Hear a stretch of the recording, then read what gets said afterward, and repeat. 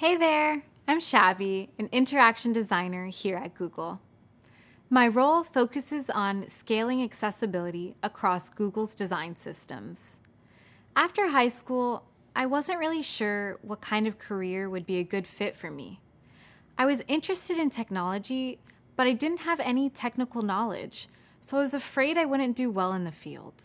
But eventually, I realized what a huge impact advances in tech had on society and my life. I wanted to harness this power to positively affect the lives of people around me, especially those who tend to be marginalized or forgotten. As an intern in UX design, I worked on products for people with chronic pain. I realized how important and impactful it is to consider the needs of people with disabilities and how much I wanted to create products to help them. So I continued researching and empathizing with those who are disabled to understand how I could uplift them with my work. It's a passion I'm looking forward to sharing with you during this program. So far, you've learned about user-centered design, which concentrates on meeting users' needs. As we mentioned before, there are many UX design frameworks, and those frameworks change over time. In this video, we'll talk about 3 more ways to put the user first in your designs: universal design, inclusive design, and equity-focused design. Let's start from the beginning. When designers began considering how to include an even broader range of people in their designs, they called it universal design. Universal design is the process of creating one product for users with the widest range of abilities and in the widest range of situations. Think of it like a one-size-fits-all approach. Designers propose one solution for everyone. The problem is that when you focus on creating one solution for everyone, the designs lose their effectiveness. It's often difficult to achieve any goals with your product when you have so many intended users. It's like when you go to a store that sells a hat in just one size. The label might read, "One size fits all," but the hat still won't fit a lot of people. Universal design had the same problem. Even though it had the intention of being inclusive, it excluded a lot of people. It turns out one size fits all isn't a great solution. As UX designers realized that universal design didn't meet the needs of every user, the approach to including people began to change. Designers started thinking about the concept of inclusive design, which focuses on finding solutions to meet different needs. Inclusive design means making design choices that take into account personal identifiers like ability, race, economic status, language, age, and gender. Inclusive design includes researchers and designers from traditionally excluded populations in the process, so they can provide their unique perspectives during all phases of the design process. If universal design is a one-size-fits-all solution, then inclusive design can be described as solve for one, extend to many. With inclusive design, you solve for one type of user, and the benefit of that solution can extend to many other types of users. Our goal as designers is to build experiences that are accessible to users with the widest range of abilities. In other words, no one should be excluded from using a product that we built because we didn't consider their needs when building it. In inclusive design, there's no such thing as normal. There's no average person or target audience that we should design for.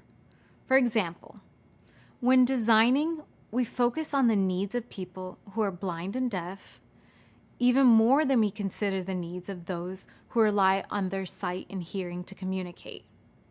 Then, as we build more versions of a product, we design for additional excluded groups, like those with physical or cognitive disabilities.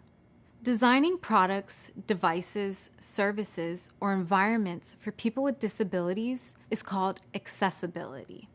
Accessibility is just one aspect of inclusive design, and we'll explore accessibility in more detail later. But keep in mind that the idea of solve for one, extend to many only benefits the group the design was created for and existing users. Many groups are still left out. Over time, UX designers realized that inclusive design wasn't always enough. And that's where we find ourselves today, as equity-focused design becomes a new industry goal. Equity-focused design takes the idea of inclusive design one step further. It asks designers to focus on designing for groups that have been historically underrepresented or ignored when building products. The goal of equity-focused design is to uplift groups that have been excluded historically. In order to design with equity as a goal, we first need to know the difference between equality and equity. The two words sound similar, but they're actually two different concepts. Equality means providing the same amount of opportunity and support to all segments of society. In other words, everyone gets the same thing. Equity means providing different levels of opportunity and support for each person in order to achieve fair outcomes. To better understand the difference between equality and equity, check out this illustration. The illustration on the left represents equality because every person gets the same box to stand on. But because each person is a different height, the tallest person has a better view. The illustration on the right represents equity because each person is given what they need. The shortest person is given the tallest stack of boxes to stand on. So, let's explore how this relates to design. Equity-focused design is a newer concept in UX and one that we often discuss at Google. Instead of building products for groups of people who are currently being excluded, which is the goal of inclusive design, equity-focused design seeks to build products that meet the needs of specific individuals and groups who have been excluded in the past. So what does this look like in the real world? Start by identifying a product you want to build. Then, think about the groups that have not been served by this type of product in the past.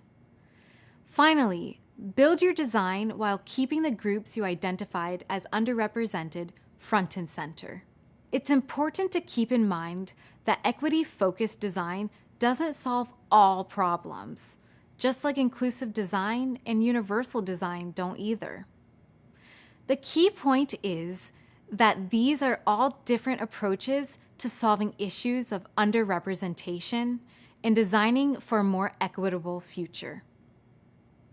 These issues are massive, but vitally important.